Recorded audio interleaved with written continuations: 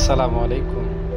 আপনারা যে ভাস্কর্যটি দেখছেন এটি বিজয় ৭১ ভাস্কর্য, যা বাংলাদেশের খুলনা বিভাগের ঐতিহ্যবাহী জেলা যশোর জেলার পালবাড়ি মোড়ে অবস্থিত।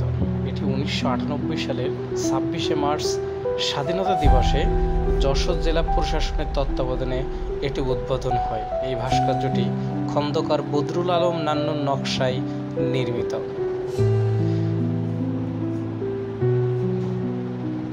যশোর জেলা ১৯৭১ সালের ৬ ডিসেম্বর পাকিস্তানি বাহিনীর কবল থেকে মুক্ত হয়, যা বাংলাদেশের প্রথম শত্রুমুক্ত জেলা হিসাবে ইতিহাসে স্থান করে নেয়। এই ভাস্কর্যটি সেই গৌরবময় মুহূর্তকে স্মরণ করে যশোরবাসীর মুক্তিযুদ্ধের প্রতি শ্রদ্ধা ও ভালোবাসার প্রতিফলন হিসাবে দাঁড়িয়ে আছে।